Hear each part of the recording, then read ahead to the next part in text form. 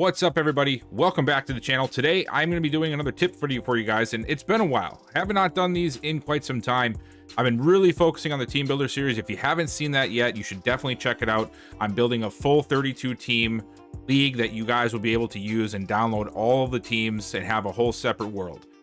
That's coming out slowly but surely. We're doing about 4 or 5 teams an episode. I'm on episode 4 coming up here shortly. But for this video, I've had a few comments about this over the last month or so, and then lately I've actually had quite a bit of comments on my depth chart or my salary management video from a couple of years back, or maybe last year. I'm not sure on exactly when I did that video, but asking, okay, I know how to read the salary guide, but how do I balance the team? How do I make decisions for the team based off of cost and players coming up? And I realize that, like, I have sort of just a feel for what I want to do, right? As anybody does, but not everybody has that. Some people are newer to the game. Maybe they don't know which positions are easier to find, which ones are less common, what is too expensive. So what I'm going to try to do today is do a little bit of a video showing you some tips that I have for that. This is not a foolproof 100% easy, like, as soon as I tell you this, you know everything. You have to sort of feel it out, and you have to just learn the game. But hopefully with some of the tips that I share with you today, it will help you better understand the game, make some better decisions, and then along the lines of you using what I give you, you'll be able to come up with your own determination for your own teams, because everybody views things differently. I might not think somebody's worth something, and you might, because that's a position you value. It also depends on how you play the game. So I'm going to try to do this as open as possible when it comes to people playing the game, people watching it like me, people simming it and just looking at the stats. All of those things are going to play a factor into what I share with you guys today. So I hope you guys enjoy. And without further ado, let's get right into things. So the first portion I want to go through is I'm just going to take you through my initial thoughts here with the Vikings and all of the free agents that they have. And of course, I will sprinkle in little things that I look at and what to look for in the salary cap screen. And hopefully, you know, we'll go into more scenarios as we go along here, but this is just to get things started, to give you guys my initial thoughts on things and sort of how I come to decisions based off of the current team. So obviously the first thing you need to do is you need to know the team that you're dealing with. All right, so here is the team. And now if you know anything about the Vikings, then this next part probably will bore you, but for those who don't, I'm just going to share what I know. The Vikings are a team that did excellent last year. They finished 14-3. They had a great regular season, but things faltered in the playoffs. If you're a Vikings fan, you know that that's just the norm. But regardless of that, we're not taking that into consideration. We're just looking at the facts of the team. They have a quarterback that has played the best of his career coming due. They have an aging running back room. They have a great wide receiver room. They have a great tight end. The line itself is good on the ends. The tackles are great, but the interior is bad. Defensively, I think we could say that, you know, maybe they overperformed a little bit, right? They have some good key players, right? But there's a lot of unknown answers yet. So this team is still in a bit of a transition. They need to spend money. They need to bring in new talent, and they need to do it because a lot of the last draft picks, the last like 2 drafts, have not been very good, or at least fruitful in the depth. Right, maybe they get a playmaker or 2 stars out of it, but the depth is just not there, and they've had to cut some of their first-round picks already. The last 2-3 seasons have been cut from the team, so obviously that's not good when that happens. So they have an aging corner. They have an aging corner in Stephon Gilmore. They have a couple of young players behind them, one of which is up on contract. They do not have a solidified defensive line. Their middle linebackers, while seeming not the greatest based off of this picture, is actually pretty good. Outside linebacker is up in the air. Safety still up in the air. That is the initial guidance that I'm going to go off of before we dive into things in the salary space. So when you're looking into a team and you're not sure where you need to really put your money and focus on your money, you also still need to understand this page. So I'm hoping that if you have not watched my salary video, I would highly recommend you go back and check it out. I break down everything there is to know about this particular page and all of the numbers you see up above here at the top next to Justin Jefferson's. I'll briefly explain them here just so that way there's context behind what I'm looking at. But for the in-depth stuff, go and check out that video. It's in my Madden 25 or 24 Back to the Basics, I believe. It might even be in the Madden 25 video playlist for tips. I'm not 100% sure, but check out Back to the Basics, Madden 25 tips. You should be able to find it. I already said, this team has a lot of aging players. They also have quite a few young, unproven talent, and they have some big names coming up on contract, and we have to figure out what we're going to do with it. Obviously, the most expensive position on the football field is a quarterback. If you have to pay a quarterback, you are going to be paying a lot for that quarterback, as long as they don't suck. Take a look at Sam Darnold's here to the left of Cam Akers, and you will see what I'm talking about here. He's a 79 overall player. He's 27, just star. He's asking for 4 years, $144 million. That's a lot of money. If we look at the breakdown, that's an average of 36,000. Yeah, about 36 million per year is his average. Obviously, it's going to vary. How the contracts work is also a big thing to pay attention to. When you have a longer term contract, you're going to have it start tallying up.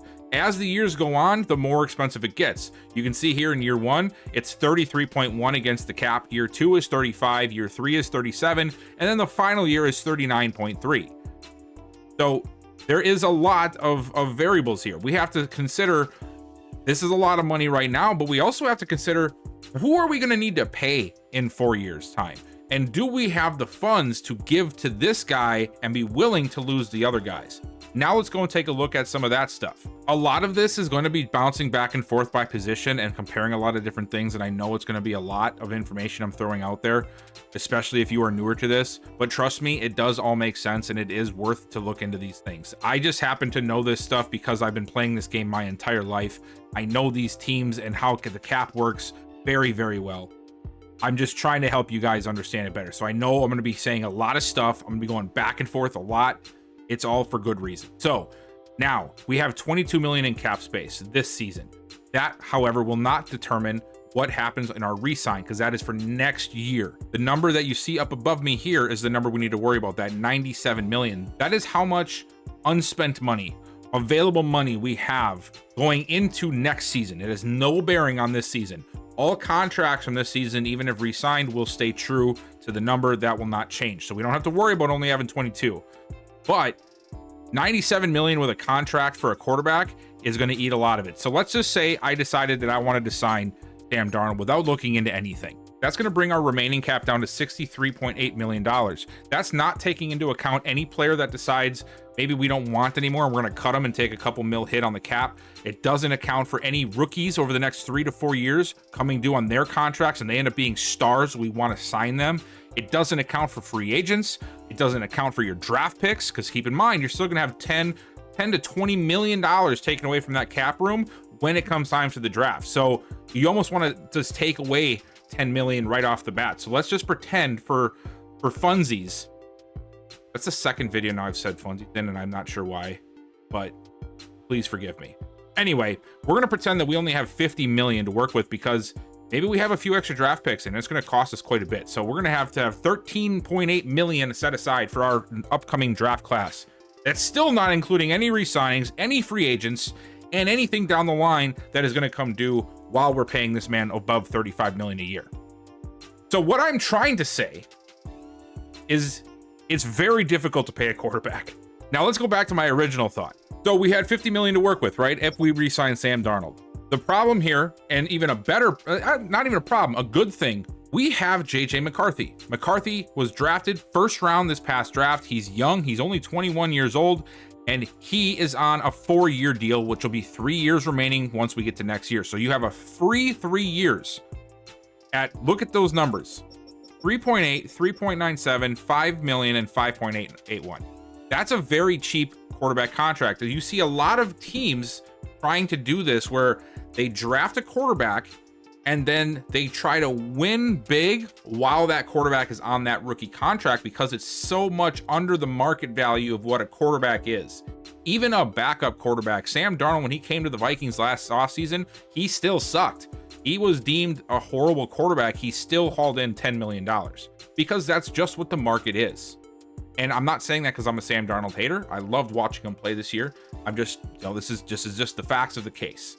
if you are very fresh to this and you're not 100% sure how to work this, maybe let's look at a pros and cons list, right? Let's try to keep a tally of how many cons, how many pros there is for us to re-sign this massive contract. So already we have one massive con is that it's going to drop $35 million off our available money out of 97. That is 1/3 of our available money for the entire team is gone instantly. Second con to this list, we have a first round pick quarterback sitting on the bench that we could start and try to develop in order to win something before he ends up needing a payday. So that's 2 cons. Now let's take a look at the remaining team here and see who are we going to have to re-sign in a couple of years. Well, for starters, Jordan Addison is going to have to be re-signed. He's an 83 overall at 22 years old. This man is probably by that point going to be closer to a 90 to 95 overall if he continues to play well. Not to mention, we also have every year on Justin Jefferson here astronomically changing numbers. The first year is 39, then it's 43, then it's 47. You have to think about these things because maybe it's doable right now, but you have to consider that we're going to be doing another 12 million to Justin Jefferson alone in 2 years, right? So it all compounds into these different things that you have to pay attention to. So on top of all of this stuff here, and still only having 60, or we decided 50, right? Because we have to count that draft class, and you can see there right now it's about 7 million. So I overestimated a little. The Vikings only have like 4 draft picks in this entire draft, and they still have to pay 7 million. So rounding it down to 50 million was a good call, because on an average team, you're going to have to be at least 10 million with your class, unless you're a Super Bowl winner and you traded away a few picks. But anyway, regardless of that, we have Jordan Addison to try to, repay, unless we don't want to keep him. Justin Jefferson is going to be adding $12 million to his yearly total within the next 2 years. And we haven't even made it past the wide receivers yet.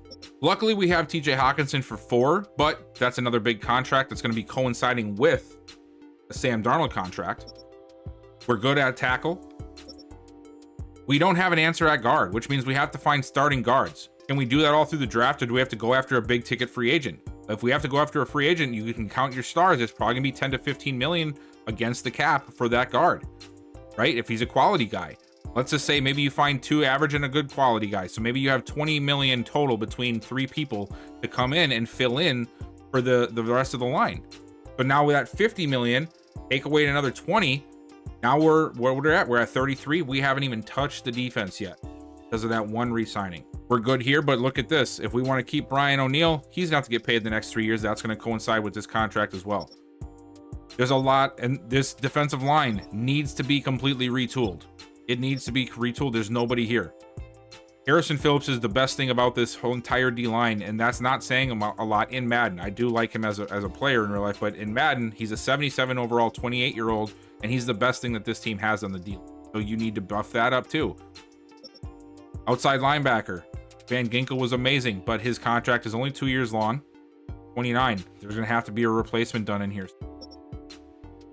We do have some good bright spots in the middle, but guess what? Both of them contracts are going to be coming due in the next 3 years. So what I'm trying to say is that in this scenario, I don't see signing Sam Darnold as a good thing, because I can sign Sam Darnold, but guess what? I'm going to have to get rid of Jonathan Grenard. Maybe I'll have to get rid of Van Ginkel. Maybe I can't re-sign Jordan Addison. Maybe I can't bring back one of my middle linebackers, and I have to go back to try to find another one. Now, not to say that you should never re-sign your quarterback, because a really good quarterback is important, but then you have to really be able to build through the draft with a lot of other players. So you have to sort of try to balance it out with that. We figured out that Sam Darnold right now doesn't make a lot of sense for us to re-sign. Let's just see. There's 26 other players that need to be re-signed. Let's see how many of them we really should re-sign. So first one up is Cam Bynum.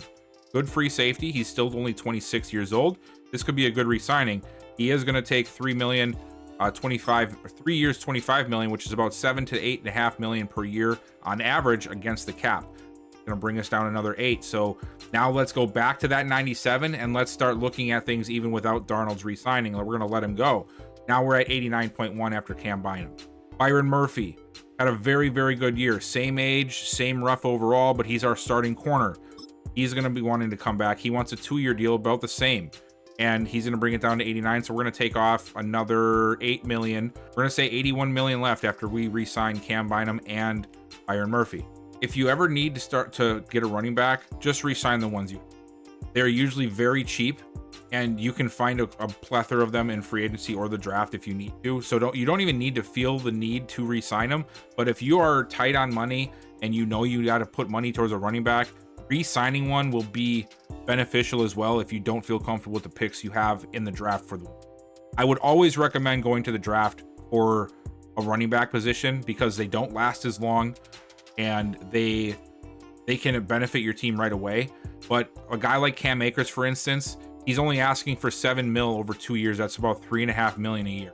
That's not going to break the bank, and it gives you a quality running back to have on your roster, whether it's for starting or for, relief purposes. Doubling down on positions is where people will start to lose it, right? Cam Robinson is an 81 overall. He had to come in for injury. He wants 11 million a year, 11.5 million a year. We already have a left tackle in Christian Darrisaw that's hurt. So you never want to really double down on positions, especially ones like the most expensive contracts are going to be these positions. It's going to be quarterback, then it's going to be left tackle usually. Edge rushers sometimes can fetch a pretty penny. Wide receivers, definitely. Once you get past that, they start to level out a little bit, right? D tackles aren't too expensive.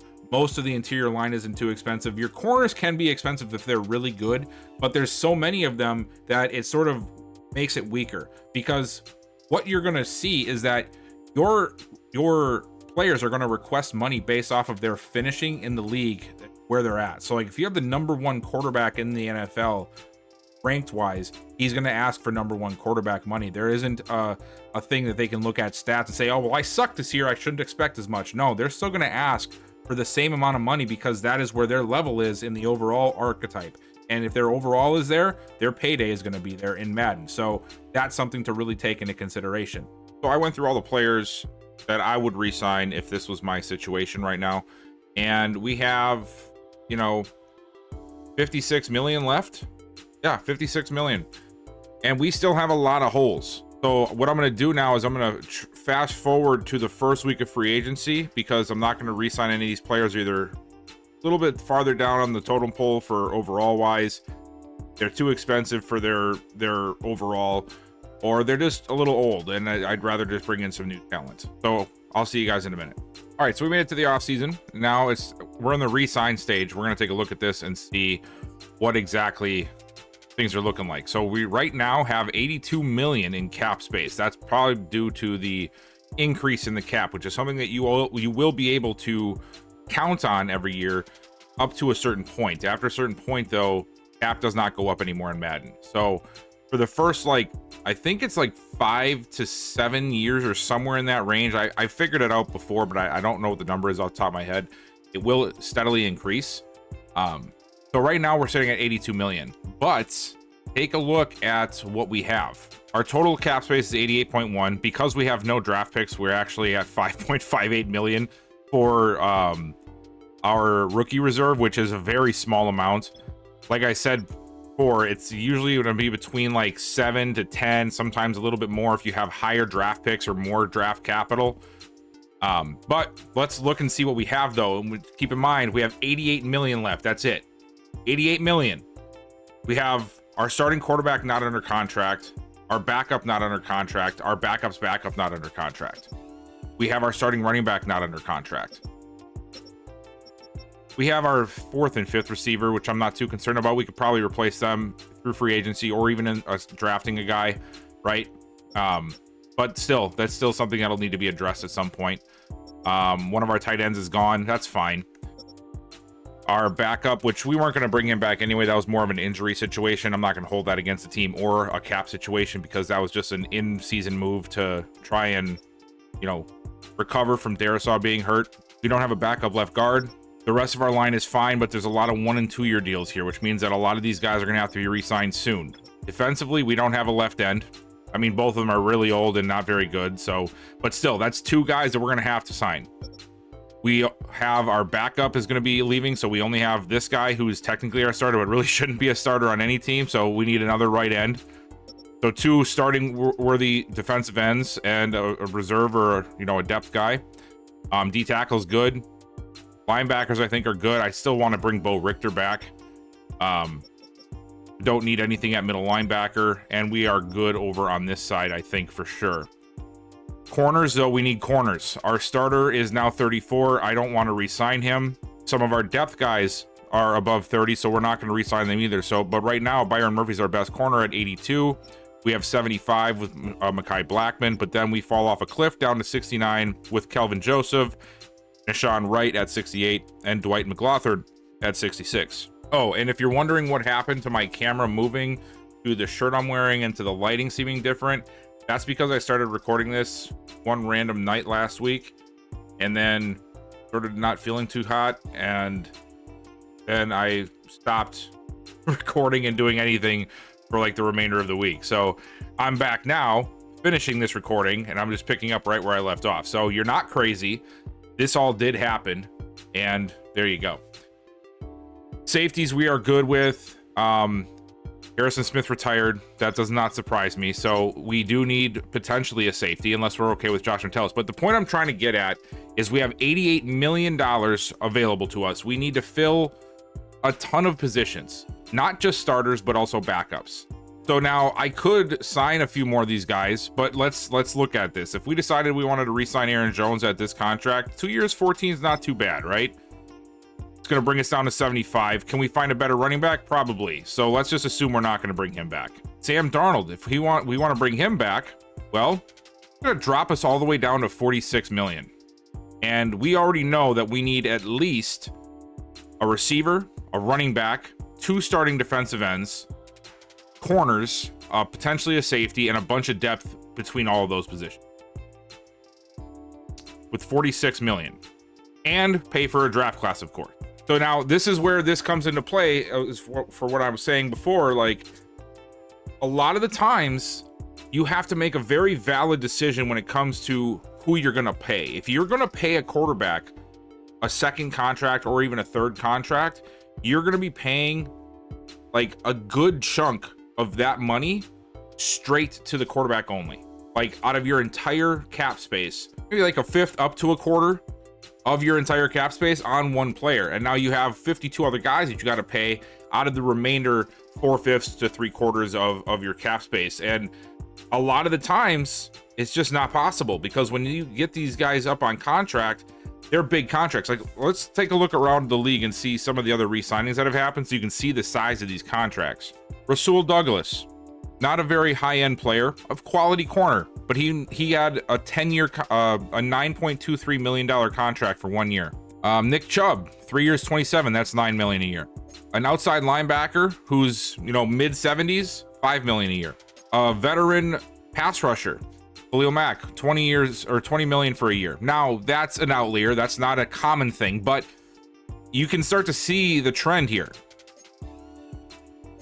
Not to mention 5th-year options, right? The Chiefs had to pick up the 5th-year option on McDuffie. That's $15.8 million. Now you don't have to do that. You can wait to, re-sign them and just negotiate with them instead of sending them to the 5th-year option, which I would personally do. Never pick up a 5th-year option unless it's a quarterback. Right? Or we'll get to that later. 5 years, middle linebacker, very good middle linebacker, right? 5 years, $52 million. These are things that you have to consider, because if I draft 5 really good players, let's say I get a good linebacker, I get a good corner, I get, I don't know, a quality running back and a corner. Not even the greatest of all time on all these positions, but somewhere between maybe above average to, slightly top tier, right? It's like somewhere in between there. They don't have to be top of the totem pole, but they're definitely somebody that that are worth keeping around. Well, we have 9 here, so that's 9, 18. Throw that in there. Another 5. So now we're up to 23.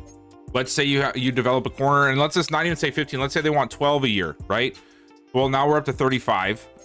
And then we have another 10, 45. So $45 million to $46 million roughly for those 5 players, right? And what if you need some starters? What if we needed a starter there? Like, we need starters at most positions, and we'll see. We'll take a look at this. But what I'm saying is this stuff equates to the point where if you are putting somewhere between, 40 to $80 million on a quarterback per year, you won't have the money for the rest of your team. You can't develop all this talent and keep it because the quarterbacks just ask too much. They just want too much money. So what I'm trying to show you guys and explain to you guys is when you are trying to balance your team and you're trying to figure out where you need to put money, you need to look around the league a little. You need to use this. This is the league transactions tab under the league tab here. Go to that, go to league transactions, and then just look around, signed or re-signed, and see what some of these contracts are like, because these are all going to affect you. Now, if we have that 50 million, 55 million on those players, right? And say what is the cap space at? I didn't even check. We're gonna say 280 because you're not guaranteed to have that extra 20. That's where that money's coming from, by the way, because we had a rollover, but that rollover is not gonna always be here, right? So if we max out right now and spend 300 million this season, right? Because we have the 88, and that cap does not go to at least above 300 million next offseason, we're already in the red. We're already in the red. So pay attention to your adjusted cap. Pay attention to that rollover. I'm doing it again. Rollover up there, right next to the 2025 cap. It says 22 million. Don't use that if you can avoid it. Try not to unless you know there's some big contracts falling off within that season, because it will get you in trouble if you're redlining towards the end of the offseason to try and maximize the players you're bringing in. So you have to make decisions. A lot of the times it comes down to quarterbacks are hard to pay. If you're going to pay a quarterback, you're going to have to, realize that you're not going to have the best of the best and a bunch of other positions. You're going to have to deal with like younger players. Maybe you're trying to develop players over and over. You're getting in this cycle, like you just use them for 4 years, get rid of them, use them for 4, get rid of them. So you keep them on that cheap contract. Or what you can do is you can build your team, right? Get a lot of good playmakers on your team, and you can do that 4-year thing with quarterback. It's just a lot harder to do. If you're playing the game, it's much easier to do. It's when you're doing how I do with the CPU stuff where it gets really difficult because you need that quarterback to be good. Whereas if you're playing with them, you can just make them good. You know what I mean? Like you can overcompensate for their lack of whatever you want to put some type of attribute here. You can make up for it with your play and you usering the game. So it's very dependent on how you want to run your team. Do you want to have a superstar corner, a great running back, a good receiving room, a great offensive line across the board? Do you want to have a quality edge rusher that's not just a run-of-the-mill edge rusher? If you want to have all these things, it's going to be very hard, unless they're all on rookie contracts, to have a quarterback that's making $40 to $80 million a year. So you have to make those tough decisions.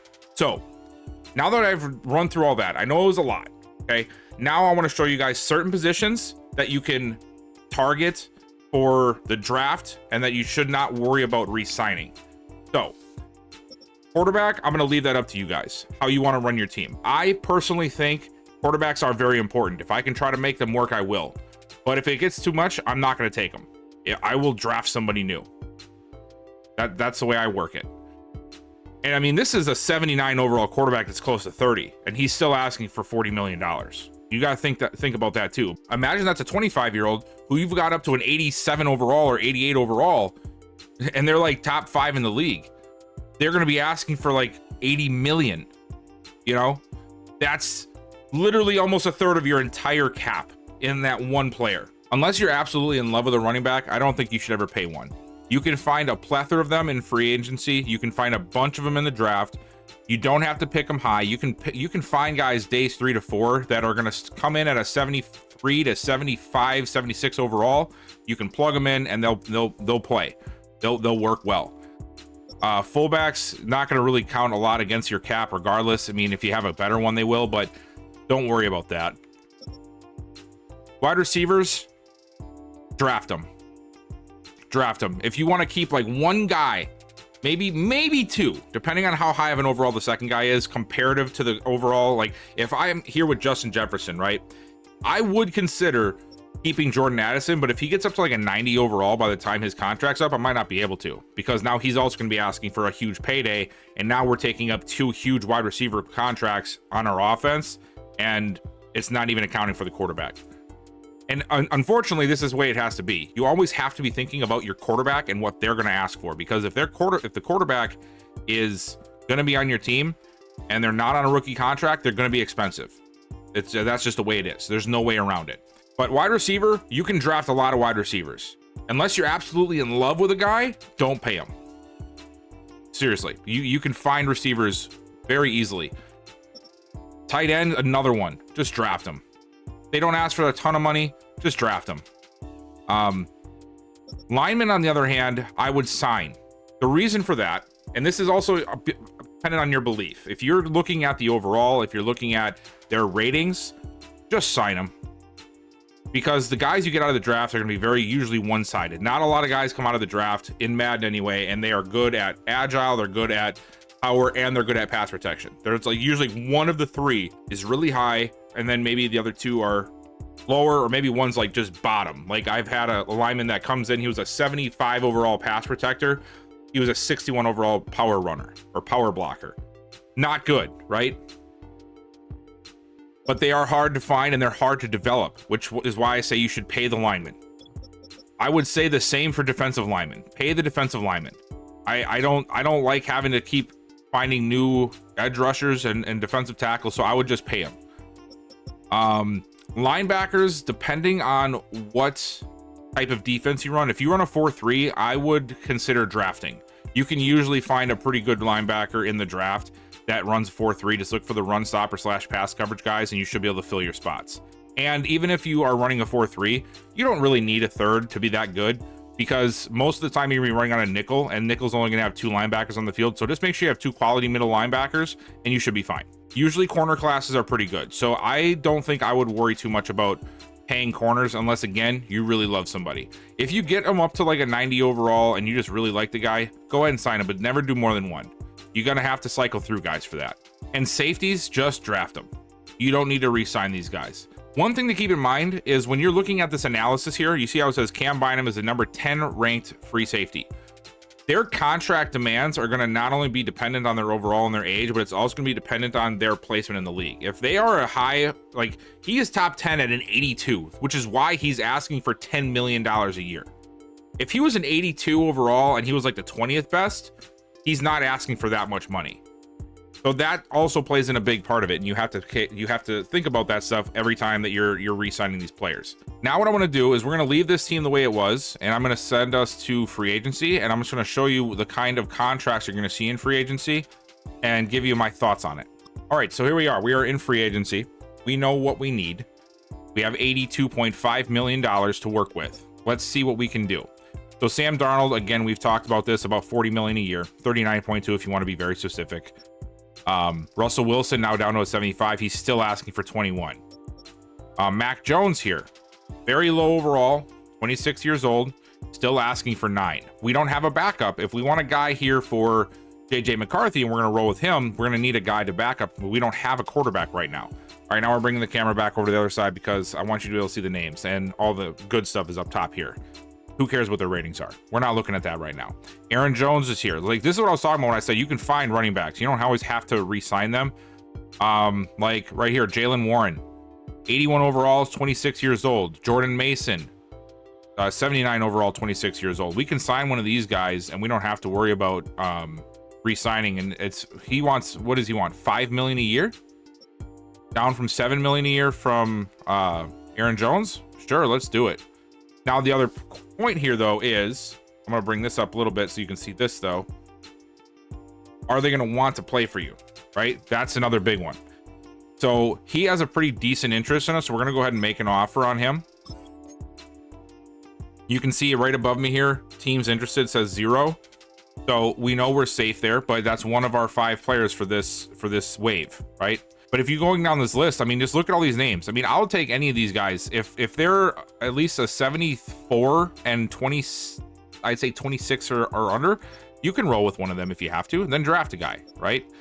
But there's plenty of names here that you can go after. I wouldn't be too concerned with paying a running back.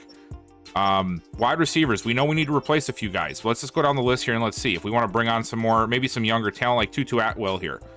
75, 25. He wants $5 million a year. That's not bad at all. You know, not bad at all. Justin Reed is a really good safety, right? He's very good. He's asking for $16.7 million a year. He's an 87 overall. He's 28. So he's on par age-wise with Cam Bynum. This guy is much better. He's asking for 16, a much bigger amount. Okay. If you go down to straw or free safety here, and let's use Elijah Molden, for example. Molden is younger, but he's a little worse. He's 5 overalls lower than that of Cam Bynum, but he's also younger by a couple years. He's only asking for $5 million.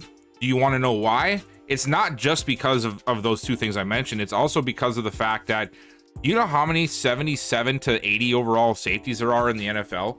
There's usually, sometimes even a team itself will have 2 or 3 of them, right? The Vikings did. We had Harrison Smith, we had Cam Bynum, and we have Josh Metellus. So it's dependent on their positioning within the system. If you're going after the top safety for this example, they're going to ask for top dollar at that position. That top dollar for safety probably going to be somewhere in the neighborhood of, you see 16, probably about 20 to 25 if they're like a 95 something overall.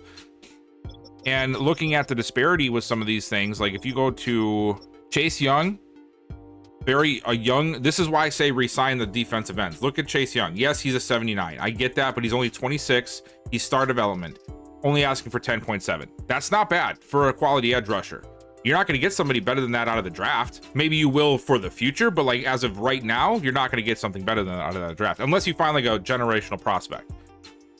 So sign your defensive lineman if you need to. Don't feel the pressure to cut them and then redraft, because they don't ask for all that much money. If you are trying to figure out how to build your team and how to, you know, work your salary cap year to year, I would recommend 2 things. Okay. I'm going to make this available to you guys. I use this in the user league that I'm in. Well, not user, CPU league that I'm in, but I need to make sure that I'm not setting my team up for failure. So what I do is I have a spreadsheet that I use. Now, this will require some work for you guys, because you're going to have to, of course, you're going to have to plug in a bunch of numbers. But I have a sheet here, and you know what, I'll pull it up and I'll show you. All right, here we go. So this here is what I keep for my Explorers team in the RFL. It's got every single player listed, and it's got their contracts. So I just give myself a little bit of information so I can keep track of it. I got, you know, right here is the position, their age, their overall, how long their contract is, how many years are left, their current year. So this will be whatever the current year is. And now I have this for, obviously, because right now it's 2025. So next year is gonna be 2026. But it's just the next year, and then go on, so on and so forth. If you need to add another year here, feel free to do it. I don't see the point in doing that. A 4-year window is pretty good, and you're not really going to be signing a lot of guys for more than 4 or 5 years at a crack. And by the time that even comes into play, so many other contracts have been gone that you'll be able to have enough time to make adjustments for it. But the reason that I do this is because I have this configured.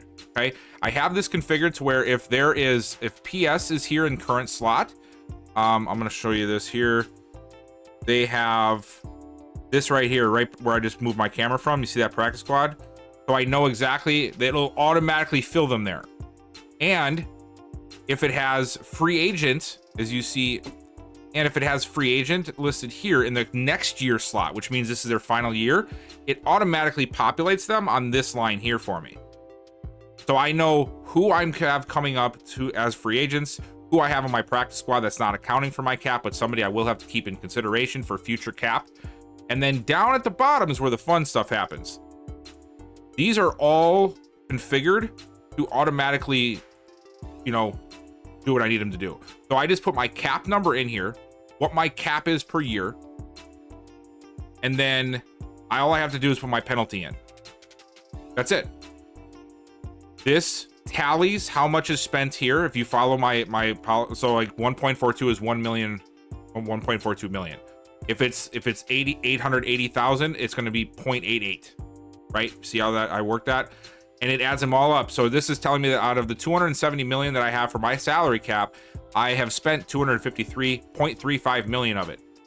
That leaves me with 16.65 for this season, or for this season right now, and I have a $2.78 million penalty.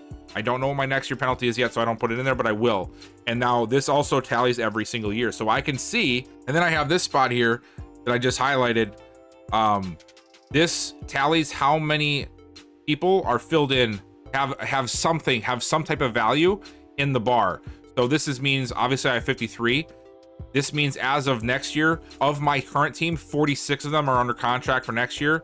The year after that, 29. The year under that, 12. So you can see that I have not a whole lot of guys next year that are going to be falling off anymore. I have a pretty good jump off here, and then I have a really big jump off here for players that are going to be expiring on their contracts. So I know that in a couple of years, I'm going to have plenty of money to work with, and chances of this still being 270 are very, very slim. It's probably going to be up closer to 300, and I'll just adjust it at that point. And now I know what's happening for me in the future. I know the cap can't go down, and I know that these contracts are going to happen. So if I can work it to where this 270 is going to work for me for the entire way, I know it's just going to add up to more money for me later on. That is what I like to, that's what I do. It takes some time at first when you first plug all your information in, and you have to keep up with it. But this is what I do. And I know I'm weird, okay? I take this way more serious than I need to. I get it. You don't have to tell me that, but that's the truth. So I'm gonna put this down below, a copy of it, not this one, because this is mine. I use this all the time. I'm gonna put a copy of this exact same thing down below for you guys to use. You'll just have to swap out your own player information if you want to use it. If you don't, hey, I just offering it for you. You don't have to, you know. And I hope it helps you guys out. So now back to this. For building your team, it's very simple. Pay attention to your cap space. Pay attention to your penalty. Okay. Pay attention to your rookie reserve, and pay attention to your adjusted cap to make sure that you're not accounting for too much of the rollover. Because like I said, that 22 million that I have right now, if I go and spend all of it and I max out at 302 for this offseason going into next year, right? And that cap number of 280 that you see does not go up to at least 302, I am already going to be negative, because all the contracts on my team, they are going to be getting more expensive by the year. That's how all the contracts work. It's the cheapest the first year, and then it just gets gradually more each season until the contract is done. So you have to keep in mind that this current year is the cheapest that this team that you have right now will be. If you re-sign everybody, if you let them fall off and bring in new players, that will of course make minor adjustments, but at the end of the day, it still means that this is the cheapest that I'm going to be right now until some major changes happen. And if I spend all that 22, that means that I have 0 for rollover next year. So I will not get that rollover because I spent it all. You see what I'm saying? I got that because last offseason, the Vikings did not spend 22 million of their cap. I didn't. Like when I simmed to this, I had 22 million left over from that season. So I got that as rollover. But now if I spend it all, that means that I spent all of it, which means I will not have rollover for next year. And I better hope to God that salary cap is at least 302. And if it's not, well, yeah, you better hope that there's some big contracts falling off. So this is a lot of random information. I really didn't have like a script for this or an exact science for this, because there isn't really that for this. There's so many different ways to build a team. There's so many different like situations that you will have individually like that are not going to be the same as what I go through. So I can't, I wish I could help each and every one of you, but it's just impossible. So I just hope that by me walking you through some of this, explaining my thought process with some of it, showing you how much this money can add up very quickly, and then also showing you some examples of where the contracts are going to sit based off of the positioning and their age and all that stuff, that it helps you guys better understand how to work this. So if you take anything out of this, please pay attention to the salaries page, okay? Do not overspend. And then those positions that we talked about, do not be afraid to just draft them and replace them, because they're going to be very expensive for you in the long run. I hope this helped you guys out. If it does, please let me know down below. And thank you guys so much for watching. Make sure you hit that like button, subscribe if you have not already, turn on that bell notification, and I'll see you guys next time.